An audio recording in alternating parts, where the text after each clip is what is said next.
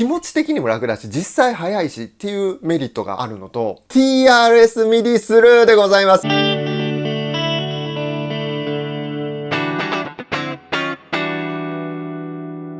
はい、どうも始まりました。今回はですね、こちらに並んでますけども、なんとジャンクションボックス回でございます。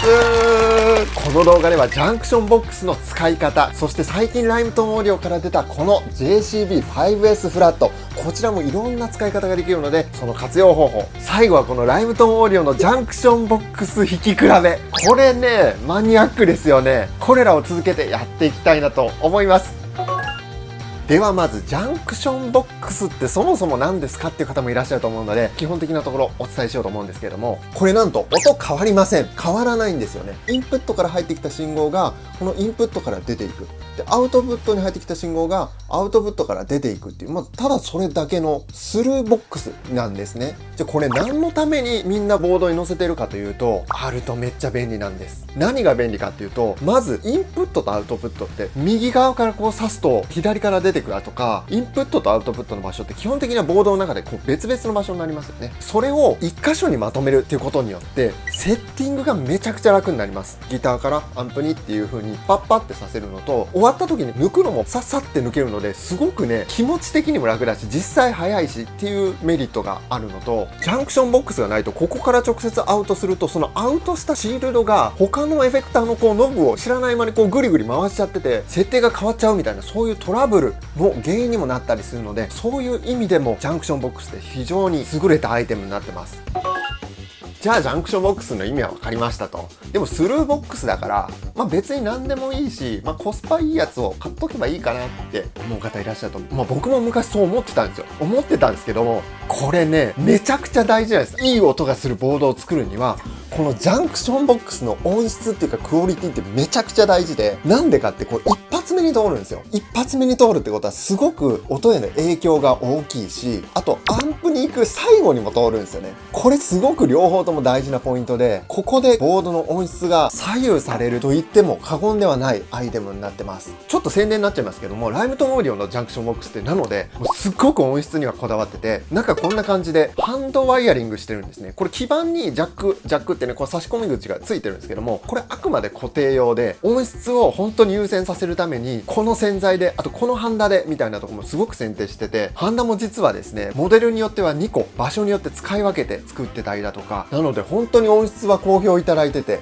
使ってくださってる皆さん本当ありがとうございます。じゃあ続きましてはですね、今回新たに発売になりましたこちらです。 JCB5S フラット。これ5個あるんですよ。1個だけなんか緑のやつありましたね。はい、こちら TRS MIDI スルーでございます。こ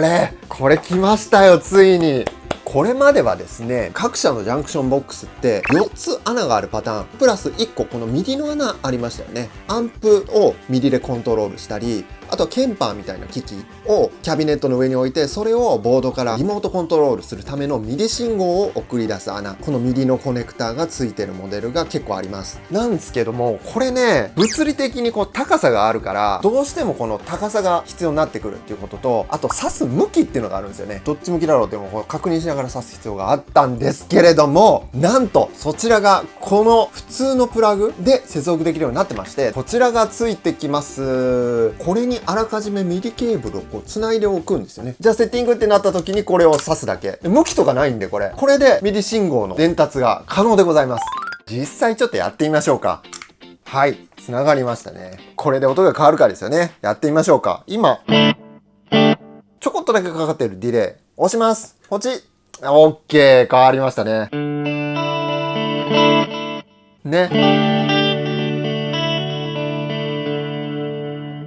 こんな感じで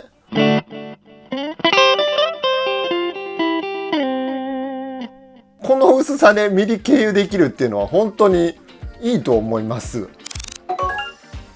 一緒です。これまであった OS フラットと。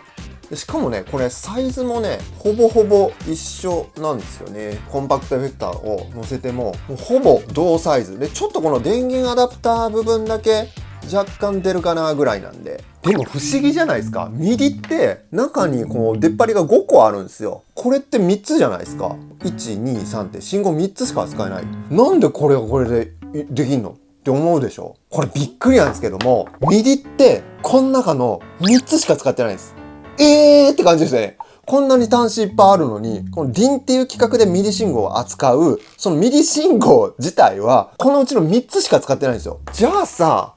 これでよくねってなりますよね。なので、最近のボスの製品だとか、こういうね、普通のプラグでミディ信号を扱えるようになってきていて、これがね、今後主流になっていくんではなかろうかというふうに思っております。じゃあこの JCB5S フラットの活用方法についてもいろいろお伝えしていきたいなと思います。まずは普通のね、4ケーブルメソッド、イン、センド、リターン、アウト、プラスミディ信号みたいな形で使うってこともできますし、あとこの4つ穴があるのって、今言った4ケーブルメソッド以外にも、例えばイン、アウトを普通に使うんだけれども、この2個をボードの中に入っているスイッチャーの余ってるループをここにつないでおくことによって、いつでもボードの外からそのスイッチャーに任意のエフェクターをこうピッて付け足すことができる。要はループをここに持ってくることができるんですよね。今までのこういう製品でも4つのうちの2つをそういう風に使ってみるっていうことももちろんできます。そしてこの 5S フラットのこの緑のリングの部分なんですけども、ミディ信号専用かと思いきやじゃないんですよ。これラッチ信号も扱えます。なので音声信号4つプラスアンプのリモートコントロールをラッチでやるっていうこともできますし、ボードの外にあるフットスイッチからのラッチ信号をボードの中にあるマルチエフェクターに送ってあげる用としても使えます。ミディとラッチ両方に対応してるんですよね。でさらに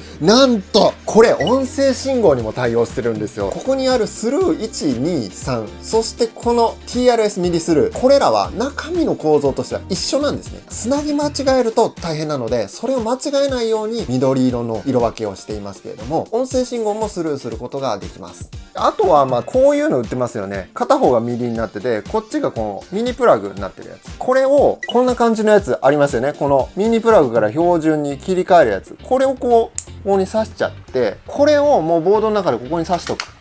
こうしておいて、これをクアッドコーテックスに挿します。これでももちろんコントロールができるので、はい、バッチリ切り替わるので。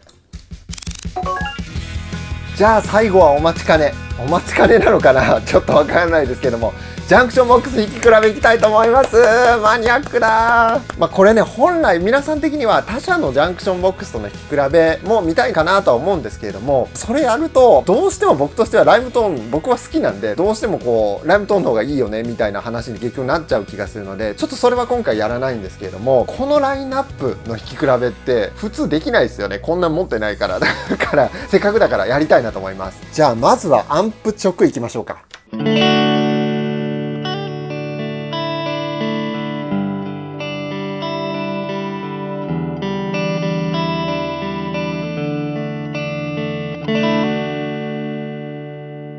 はい、アンプ直ですね。一番たくさんの方に購入いただいている JCB2S からいきましょうか。最近リニューアルしたんですけども、高音がキラッとしていい響きがします。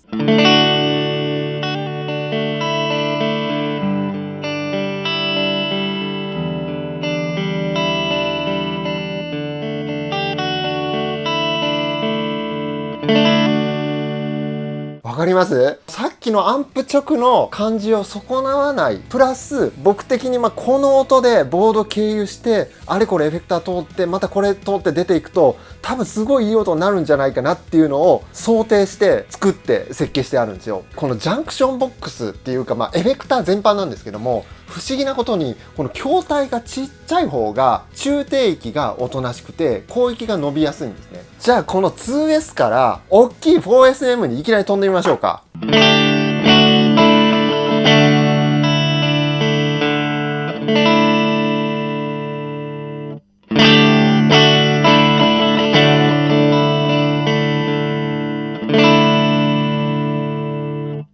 わかりました？こっちの方がキラッと感はちょっと抑えられてるんだけども、中低域がしっかり出てて、なんか安定したサウンドになってますよね。これ面白くて、僕ねこの 4SM の音好きなんですよ。別になんか広域が少ないわけじゃない。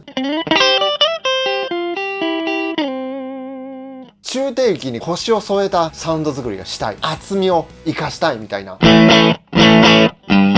ていう方にはね、この 4SM はね、サウンド面ではそういう方にはおすすめだったりしますね。じゃあここで JCB2SX ですね。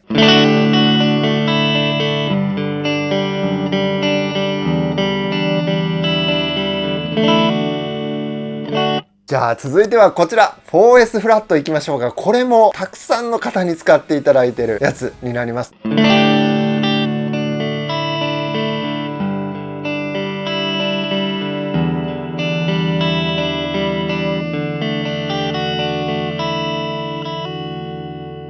これもいい。すごくいいです、音。こだわって作っただけある。バランス面ですね。やっぱり気をつけてるのは、全体のバランスと、やっぱりこう弾いた時のこの、あっていう、心を掴んでくれる。でもなんか全体的に結構傾向ありますよね。ライムトーンのね、僕が皆さんに使っていただきたいようなキャラクター。こんな感じなんですよね。続いて、5S フラットです。これも一緒ですね。4S フラットと。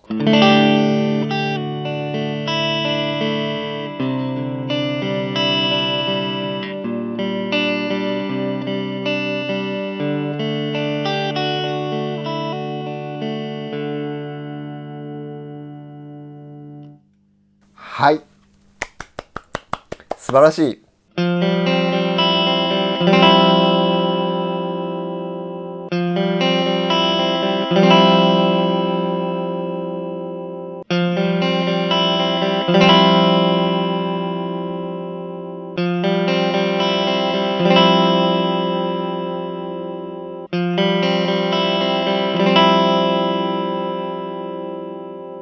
はい、いかがでしたでしょうか。ちょっとマニアックな動画になりましたけれども、楽しんでいただけましたでしょうか。今回新たに出たこの 5S フラットめちゃめちゃおすすめですので、ぜひ皆さん自分に合ったジャンクションボックス選んで、さらにいい感じのボードに仕上げていただければと思います。今回の動画良かったっていう方はぜひ高評価よろしくお願いします。そしてチャンネル登録お待ちしてます。どうぞよろしくお願いします。コメント欄も自由に書いてみてください。それじゃあまたの動画でお会いしましょう。ありがとうございました。